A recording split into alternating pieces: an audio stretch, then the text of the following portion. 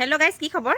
মই কেইবাদিনো ভিডিঅ' দিবই পৰা নাছিলোঁ আৰু তাৰ বাবে দুখিত। আৰু এতিয়া ভাবিছোঁ ডেইলি ব্লগ আকৌ দিম। ফোনটো বেয়া হৈছিলে আৰু এই ফোন বেয়া হোৱাৰ কাৰণে ব্লগ বনাব পৰাই নাছিলোঁ। আৰু এতিয়া ভাবিছোঁ ব্লগ মানে ষ্টাৰ্ট কৰি দিওঁ আজিৰ পৰা, ফোনটো ভাল কৰি আনিলোঁ যিহেতু। আৰু এতিয়া দিনটো কি কৰোঁ দেখুৱাই যাম। আৰু এতিয়া ৰাতিপুৱা মানে এতিয়া দুপৰীয়াই হ'ল আৰু খাই বৈ আজৰি হৈ ৰিল দুটামান বনাই ল'লোঁ আৰু আপোনালোকৰ লগতো শ্বেয়াৰ কৰিম। কেনেকুৱা পাই জনাব। আৰু এতিয়া আছোঁ বাৰীলৈ আহিছিলোঁ, ল'ৰাকেইটাই কাম কৰি আছে বাৰীত মানে। আৰু সিহঁতকে অকণমান চাবলৈ ওচৰতে ৰখি আছোঁহি বাৰীত মানে, যিহেতু তেনেকৈ এৰি দিব নোৱাৰি যে।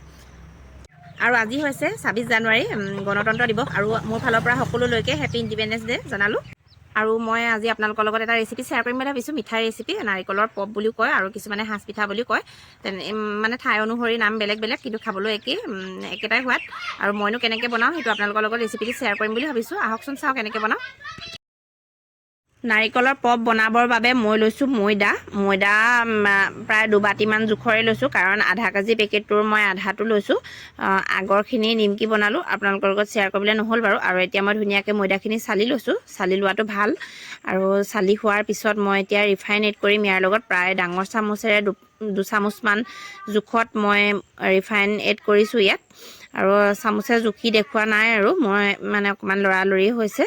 আৰু এনেকৈ সানি লোৱাৰ পিছত ময়দা আৰু ৰিফাইনখিনি মিক্স কৰি লোৱাৰ পিছত এনেকৈ যেতিয়া হাতেৰে মুঠিয়ালে মুঠিটো ৰৈ যাব।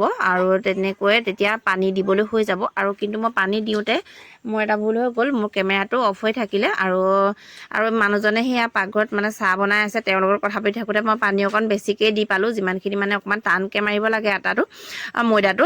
যেনেদৰে আমি ৰুটি বনাবলৈ আটা মাৰি লওঁ তেনেকৈয়ে মাৰিব লাগে, তাতকৈ খালি অলপ টাইট কৰি ৰাখিব লাগে, তেতিয়া মানে মচমচীয়া হ'ব। আৰু বেছি কোমল হ'লে মচমচীয়াটো নাইকিয়া হৈ যাব, ৰুটিৰ নিচিনা হ'ব খাবলৈ। আৰু এতিয়া মই আৰু অকণ ময়দা এড কৰি ল'লোঁ, যিহেতু টাইট হৈ আছে, মানে টাইটকৈ ৰাখিব লাগিব মোৰ। আৰু এতিয়া মই এনেকৈ হৈ গৈছে মোৰ যিটো আন্দাজত, মানে যিটো হিচাপত ডোটো ৰাখিব লাগে, সেইটো হিচাপত মোৰ ধুনীয়াকৈ হৈ গ'ল আৰু লাডুটো। আৰু সেইখিনি মই অলপ সময়ৰ কাৰণে ঢাকি থ'লোঁ। আৰু এইফালে তিল আছিলে অনা হয়, তিলখিনি ধুই থোৱা হৈ আছিলে। আৰু এতিয়া মই কেৰাহীত ধুনীয়াকৈ ভাজি লৈছোঁ, মানে অকণমান গৰমাই লৈছোঁ। আৰু যিটো তাৰ নাৰিকলৰ পপটোৰ ভিতৰত যিখিনি মিশ্ৰণ দিব লাগিব সোৱাদ হ'বলৈ, সেইখিনি।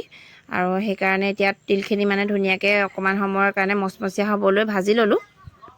তিলবোৰ ভাজিলে যে ধুনীয়াকৈ ফুটুক মানে ফুটি যায়, কুটুকুটুকৈ ফুটে, সেইটো আপোনালোকে কেনেকুৱা পায় বাৰু? মোৰ কিন্তু সেইটো সময়ত বহুত ভাল লাগে।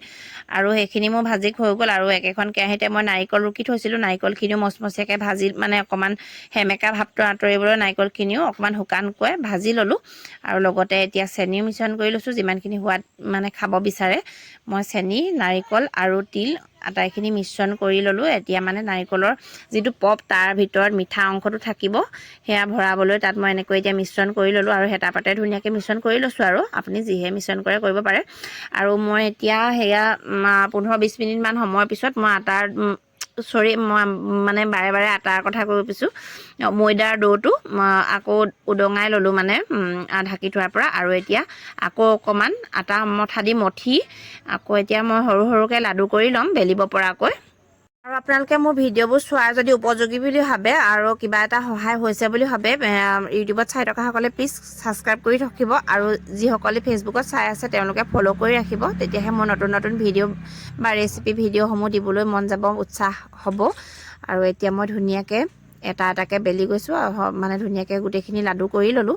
আৰু একদম পাতলকৈ বেলিছোঁ মই, আৰু মানে নৰ্মেল ৰুটিখিনি যেনেকৈ খোৱা হয় তাতকৈ অকণমান পাতলকৈ বেলিছোঁ। আৰু এইটো সাঁচটো লাগিব, মানে প্লাষ্টিকৰ যিটো সাঁচ। আৰু সেইটো দেখিছেনে মই কেনেকৈ ইয়াত মছলাখিনি ভৰাই, চেনি, নাৰিকল, তিলৰ মছলাখিনি ভৰাই এতিয়া ছাইডকেইটা টিপি দিছোঁ। আৰু এনেকৈ মানে বহুত ধুনীয়াকৈ এটা সাঁচ লৈছে, সেইকাৰণে সেইটোক সাঁচ পিঠা বুলিও কোৱা হয়।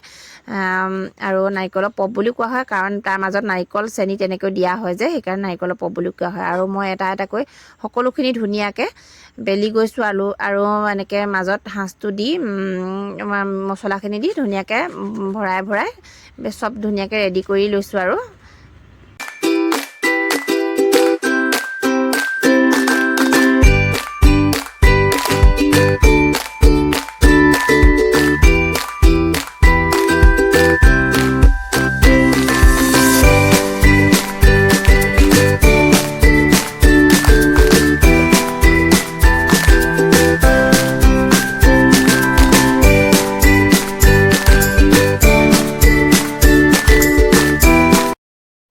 এনেকৈ ধুনীয়াকৈ এটা এটাকৈ পিঠাখিনি সাজি ল'লোঁ আৰু হৈ গ'ল মোৰ পিঠা সাজি। আৰু এইফালে বাহিৰত জুই একুৰা ধৰি কেৰাহীত ৰিফাইন গৰম কৰি এতিয়া পিঠাখিনি ভাজিবলৈ লৈছোঁ। আৰু প্ৰথমতে জুইকুৰাত ডাঙৰকৈ দিব তেলখিনি পকালৈকে, তাৰপিছত যেতিয়া পিঠাখিনি দিব তেতিয়া কিন্তু জুইকুৰা কমাই দিব, বা গেছত বনালেও আপোনালোকে চিমত মানে ৰাখিব যেতিয়া ফ্ৰাই হ'ব, কাৰণ আমি একেবাৰে পাতলকৈ বেলিছোঁ বেলোতে, আৰু সেইকাৰণে বেছি সময় নালাগে। আৰু যদি জুইকুৰা বেছি হয় বা গেছটো বেছিকৈ দিয়ে তেতিয়া কিন্তু পিঠাখিনিৰ ৰঙচুৱা বেছি হৈ যাব, খাবলৈ ভাল নহ'ব, দেখিবলৈও বেয়া হৈ যাব। আৰু একেটা ষ্টাইলত থাকিলে, একেটা ৰঙত থাকিলে পিঠাখিনি দেখিবলৈও বহুত ধুনীয়া হ'ব। আৰু মই এনেকৈ বনাই ল'লোঁ পিঠাখিনি। আৰু মোৰ ভিডিঅ'সমূহ চাই আপোনালোকে কেনেকুৱা পাইছে বাৰু? যদি ভাল পাইছে প্লিজ ইউটিউবত চাই থকাসকলে মোৰ চেনেলটো ছাবস্ক্ৰাইব কৰি ৰাখিব, নতুন নতুন ভিডিঅ' পাবলৈ, এনেকুৱা ৰেচিপি ভিডিঅ'। আৰু যিসকলে ফেচবুকত চাই আছে তেওঁলোকে নতুন নতুন ৰেচিপি ভিডিঅ' পাবলৈ পেজটো ফ'ল' কৰি ৰাখিব। আৰু মোৰ এতিয়া পিঠাখিনি বনাই হৈ গ'ল, প্ৰায় 80টামান পিঠা হ'ল। আৰু দেখিছেনে কিমান ধুনীয়া হৈছে পিঠা। আৰু এনেকৈ মিঠাই পিঠাৰে লাডুৰে একদম ধুনীয়াকৈ দুপৰীয়া চাহকণ এনজয় কৰিলোঁ। Bye bye.